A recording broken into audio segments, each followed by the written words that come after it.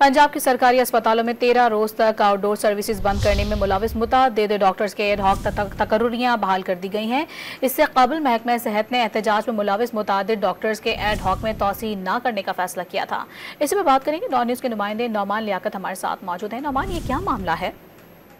देखिए जी, पंजाब के अंदर जितने भी सरकारी अस्पताल हैं, यहाँ पर 13 रोज तक यंग डॉक्टर्स की जानिब से आउटडोर सर्विसेज बंद की गई थी, जिसके बाद महकमा सेहत पंजाब ने जिनके एडहॉक खत्म हुए थे और वो डॉक्टर्स एहतजाजी मुहिम का हिस्सा रहे थे, इनके एडहॉक की जो तकर्री है वो बहाल ना करने का फैसला किया था। और एडहॉक बहाल ना करने का मकसद भी ये था कि ये डॉक्टर्स जो है वो एहतजाज में मुलविस हैं। ताहम जैसे ही सेक्रेटेरिएट के अंदर तब्दीलियां हुई हैं, नए सेक्रेटरी आए हैं, उसके बाद से जो यंग डॉक्टर्स हैं इनकी बहाली का सिलसिला शुरू कर दिया गया है। महकमा सेहत पंजाब ने chairman YDA doctor Mudassar Nawaz Ashrafi समेत 10 जो डॉक्टर्स हैं इनकी तकर्री बहाल करने का नोटिफिकेशन जारी कर दिया है। और जराये ने ये बताया है कि आउटडोर सर्विसेज बंद होने की वजह से डॉक्टर्स को काम करने से रोका था। और जराये ने ये भी दावा किया है कि अब ये यंग डॉक्टर्स, इन्होंने तहरीरी तौर पर लिखा है कि वो आइंदा किसी भी एहतजाजी मुहिम का हिस्सा नहीं बनेंगे, जिसके बाद इन्हें बहाल किया गया है। जी, बहुत शुक्रिया आपका।